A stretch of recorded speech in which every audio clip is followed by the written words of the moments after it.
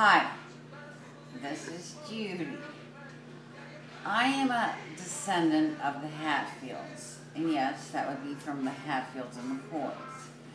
And I have a bread recipe that has been passed down through the Hatfield family for generations and generations. And neither one of my daughters have learned how to make it yet. So this instructional video is going to be a little piece of history and a little piece of bread making art. So I hope you enjoy it. And this is my lovely daughter, Danielle, who is finally going to learn how to make this Hatfield bread and keep passing it down through the generations. So I'm going to instruct her as we go. Now, Danielle's got the ingredients out: flour, sugar, eggs, water, yeast. Now, a little thing on yeast that you need to watch. When you dissolve the yeast in water, you have to make sure that the water is warm enough to activate the yeast, not too hot, it'll kill the yeast. And if the water's not warm enough, then it won't activate the yeast if it's too cold. Now, so then you have to remember your eggs are cold. Now we're going to double the recipe, because when you go to all this art of bread making, you want to make a lot of bread. So we are going to double the recipe, and then I'm going to give all the ingredients and how many. So remembering that eggs are cold and will be mixed with the yeast soon, crack your eggs into your bowl. These are 2 farm fresh eggs, because is there anything other than farm fresh eggs? Not by my definition. Good, Danielle. Okay. All right, and stop there. Next, Danielle's going to take the liquid measuring cup, and she's going to cut 2 packages of yeast and put it in the liquid measuring cup. Cut it with the scissors, put it in the liquid measuring cup, and then we're going to get the water warm enough, and it can be dissolving in the water while you're putting the other ingredients in. Okay, so we have our yeast dissolving in 1 cup of warm water, because we're doubling the recipe. We have our eggs on the bowl. Danielle, if you'll just whip those up a little bit. Quickly. There you go. Okay, that's good. Now, the next thing we're going to add is, okay, that's good. Good, Danielle. Next is 4 tablespoons of cooking oil, but we're doubling the recipe. So we're going to have 8 tablespoons of cooking oil. And also salt, which I'll add while Danielle's, and you know, just salt. I don't have the measurement, just salt. There we go, salt. Okay. And Danielle's working on getting the 8 tablespoons of cooking oil. Okay, all right. We're going to get that 8 tablespoons of cooking oil. Okay, Danielle managed to get 8 tablespoons of oil in there. The bottle got stuck. Not my fault. Now she's going to put 6 tablespoons of sugar in there, but we're doubling the recipe, so we're going to be putting 12 tablespoons of sugar in there. So you go ahead and put your 12 tablespoons of sugar in there. 2, count them this time, please, 4, Danielle. 5. And notice that the bowl is 6. really big because 7. your dough needs to double in size. So you need to make sure you start this out in a really big bowl, like this one pictured in our video. 11. 12. Perfect. Okay, now since the eggs are pretty well covered up, the next thing she needs to add is the dissolved yeast, which she'll pour in now, and get all of it. And the way you can make sure you get all of it is now she's going to need to add 2 cups of warm water, 4 cups of warm water, because we're doubling the recipe. And then that way, as you can see, Danielle, dip it toward the camera. There you go. You can get the rest of your yeast out of there. So now, and the same rule goes for the warm water that goes in. 4 cups warm water, not too hot and not too cold. So she'll go ahead and add the warm water. Okay, here's what it looks like so far. We've got our 4 cups of warm water, eggs, sugar, oil in there. Notice that I have Danielle put a towel underneath this bowl. And the reason for that is when you start kneading, the bread, this bowl is going to be slipping, or your bowl is going to be slipping all over the cabinet. So I was just sticking on a bowl, plus it helps with the mess, because Danielle will tell you, as she grew up, she learned that a good cook is a clean cook.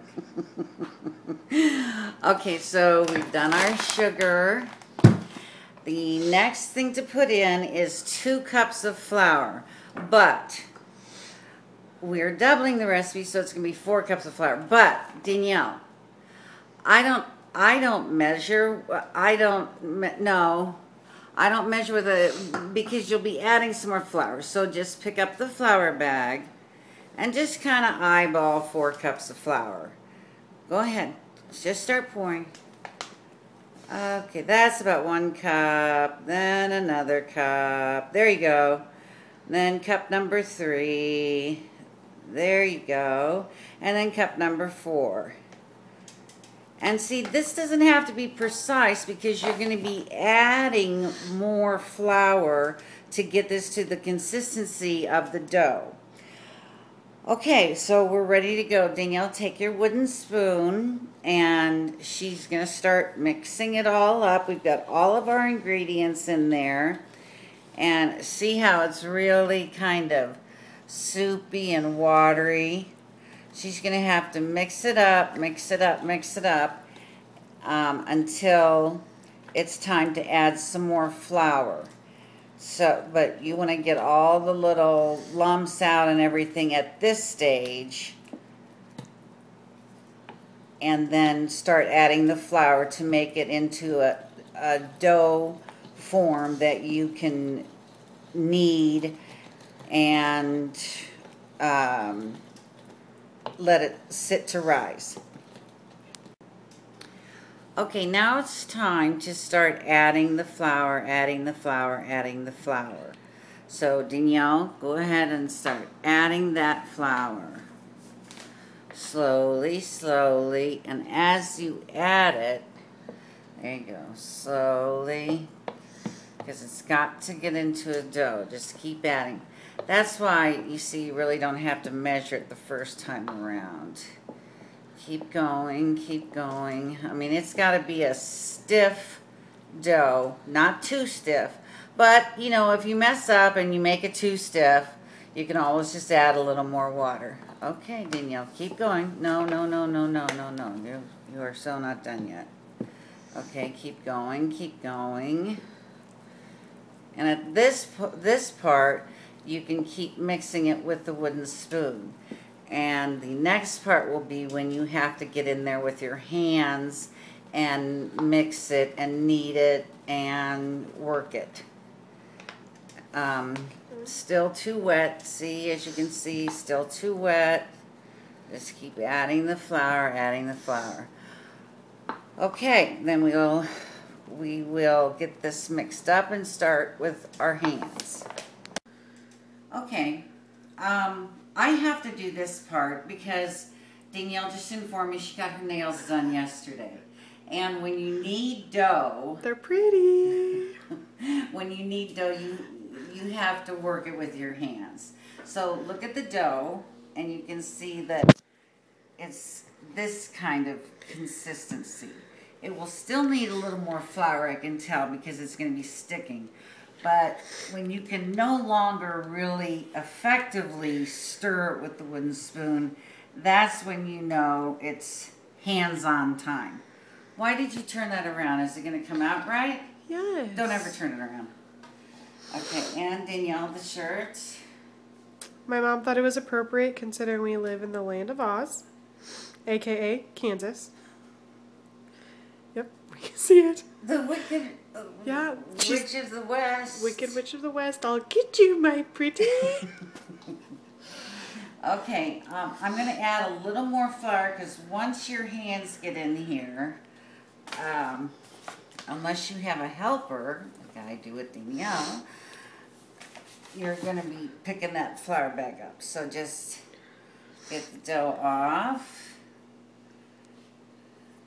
and ready. Now, the most important part of having light, fluffy, airy, good bread is to work this as much as you can. And as you can see, when it starts to stick to your hands like that, just add a little more flour. And, you know, this is really good therapy because, like, if you're really angry about something or angry at someone, you just be punching this and be punching this stuff, and it's great therapy. Okay, but you just keep working it. You work Or it you with could your... take kickboxing classes. But Danielle, this is our bread thing, and just keep punching it, but see, it's sticky, sticky, sticky. So I'm gonna have to add a little more flour, like this, because you don't want it sticky.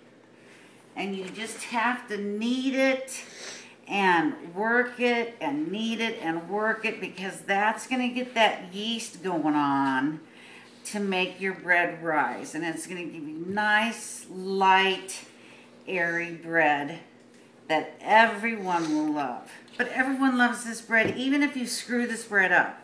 Everyone loves it because it's just so good. And so I'm just going to knead it for a while. Keep working it until it's not sticky.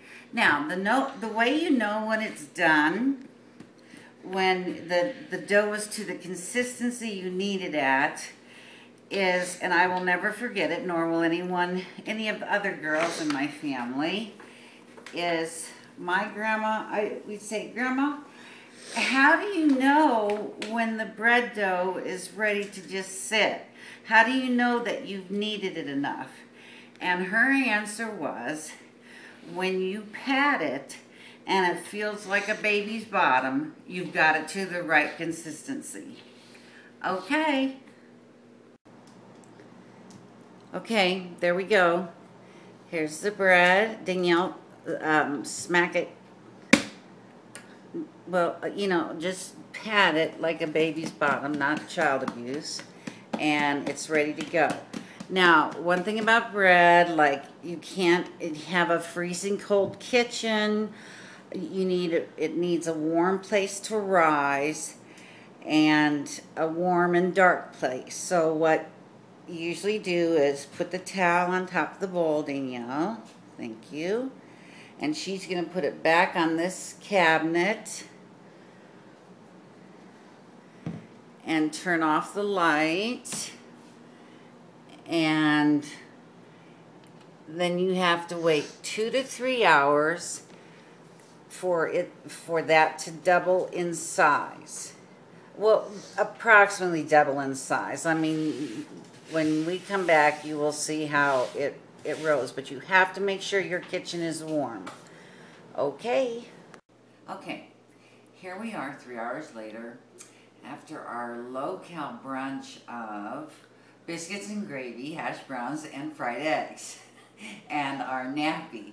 That's a great thing about making bread. You can do it in parts, and then you can either be wild and crazy and clean your house, or you can eat a low-cal brunch like my daughter and I, and then take a little nappy.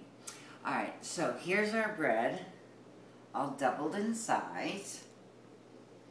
And I'm doing this part because she just got her nails done, and she doesn't want to get them messed up. So, here we go. You want to Remember. You know. Okay, now in on here. Okay, so this is what it's going to look like. You're going to pull, and it's going to be all sticky, and that's why you're going to need more flour, and we're going to start off by making 2 loaves of bread. But get all your dough in a ball and keep working it, because at this stage you have to work the bread too. So work it, and it's sticky, so we need a little more flour. Just a little at a time, because you don't want to make it too floury. You do not want to make it, that'll make it dry and nasty. So, well, it would never be nasty. Homemade bread could never be nasty. Not like the dumplings Danielle made on our first video. Okay, Which turned out just fine. yeah. Okay, and just keep working it and working it. Now, I have sprayed Pam into, or whatever vegetable oil spray you use, into the little loaf pans, and these are ready to go in. Now, what you have to remember is when you put your dough into whatever the pan, the baking dish, the cookie sheet, your cinnamon roll, whatever, they have to double in size again. So you wouldn't put a full size in there. So for this smaller loaf pan, just take it, and hit yourself with it, and measure it up maybe just a little more. And as you can see, it's a little sticky, so just a little more flour, and knead it. I cannot impress how important it is to hit it, knead it, work that dough. Just work it. Like Danielle and I should have been doing to our stomach muscles instead of taking our little nappy. Okay, now see how that's about half of, I don't know, maybe I'll stick a little more in there. That's about half of the loaf pan. And there we go. So we have our first loaf of bread. And next we'll go on to Danielle's favorite. And notice how, kind of get it in there. And then that will double in size. Same thing, put it off into the dark somewhere, into the warmth of your kitchen. And, okay. Yoo-hoo, she's back. And she's going to make some cloverleaf rolls out of our little muffin pans. And this is just a mixture of brown sugar, and cinnamon that I came up with one time when I ate a roll in a restaurant, and I was trying to duplicate it. Okay, Danielle, you got it. Same with this, only make the rolls half the size that you want them to turn out to be. And this little dish of butter is here. It's because it gets real sticky on your hands. And then as she makes the rolls, but she's not doing it, as she makes the little roll, she puts the completed roll in the pan. I'm sorry. She rolls it. She's just rolling it. That's another reason for the butter. Good, good, good, good, good. Throw it in there. And then, there we go. And there's the first part of her clover leaf roll. And so she will continue to, and she's still working that dough, working that dough, working that dough. And our sugar, but now you don't have to do this sugar part, especially if you just want dinner rolls. But these happen to be Danielle's favorite. And they're amazing and delicious. I'm sorry, what did you say, Danielle? They're amazing and delicious. Thank you. Of course, this bread is amazing and delicious. And there she goes, putting some butter and into the little brown sugar cinnamon. And voila, she has a cloverleaf roll. A cloverleaf dinner roll with cinnamon, sugar, and brown sugar. Okay. Danielle finished off her cloverleaf rolls. Now they need to rise again. So while they're rising, we're going to finish up the rest of our dough and make our favorites, which would be cinnamon rolls. I am going to, once again, so she doesn't ruin her nails, just get her started on this and take the dough out. Oh, on a flour board. Anyone who bakes bread knows that. Sprinkle, and if you don't have one of these little things, I got this cute little thing on eBay for $1. If you don't have one of these cute little things, just clean off your cabinet real good and have at it. So, you need to get this all rolled out, and we're going to make some big size cinnamon rolls because we like them big. Okay. Okay. Okay, now the hard part's done so she won't ruin her nails. And, okay, Danielle. And then she's going to roll this dough out with the help of her mom holding on to this cool $1 eBay thing. And you just roll it out into a great big rectangle. So she's going to continue just rolling it out into a big rectangle for our cinnamon rolls. Okay, we are ready to prepare our cinnamon rolls. Okay, Danielle is going, here's the, whoa, oh, there's my finger. And here's our dough. Okay, now, this is melted real butter. You can use margarine, but I use real butter. And you're going to take it, Danielle, Danielle, put the spoon down, honey. There we go.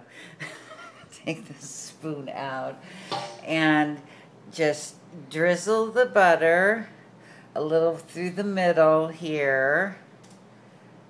Okay, anytime now. There you go. There you go. Okay. Perfect, perfect. Stop, stop. No, because we still have another thing to go. And then just put it down on the cabinet. And then, now, you do not want butter around the edges here, as you can see, because that's where your rolls need to stick to. So she's going to spread it all out, except not all the way to the edges. Okay, Danielle, they're falling asleep watching you do that. Okay, and she's spreading it around, but not to the edges. Perfect, perfect. And get some more up here. Okay, perfect. Grab your white towel so you can get the butter off your hands.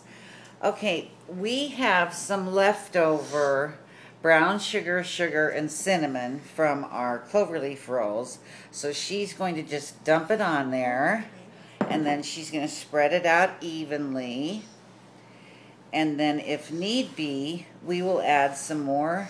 We'll sprinkle some more sugar, cinnamon, and brown sugar.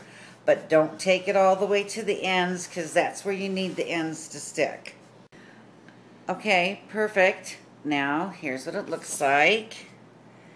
The cinnamon rolls. And Danielle is starting to roll it. The secret is to pull the dough towards you and roll it tight.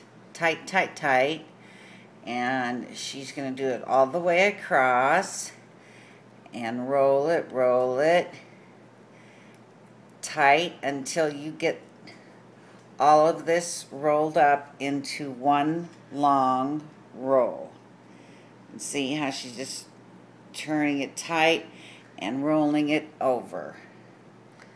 And the secret is to pull it toward yourself. Pull it toward yourself and roll it as tight as you can. Now, some people at this point like to add like to add raisins or pecans or whatever, but we just have brown sugar, and cinnamon in there. Okay, now we're ready to cut them into cinnamon rolls. And there's my daughter. Ready to go. Okay, there's our little roll. And we're going to take it. Now remember the same thing. Here's our, first we're just going to make some regular size cinnamon rolls and make some big ones for later. Remember, like with the other bread, it has one more step. These still have to rise. So don't cut them as if they're the size of cinnamon roll you want, keeping in mind that they're going to almost double in size. Okay, Danielle, start at whatever end you prefer and cut it to about right there. Because the end one you always have to smush down a little and then put it in the pan on the bottom. Okay, and then I'm just going to show the distance because you have to, there will be 3 that will be able to fit across in this cake pan because you don't want them touching because they're going to rise again and then they will rise again as they're baking. So she's making them too big. Okay, that's our cinnamon rolls. Here is the finished product, and now I know how to make Hatfield bread.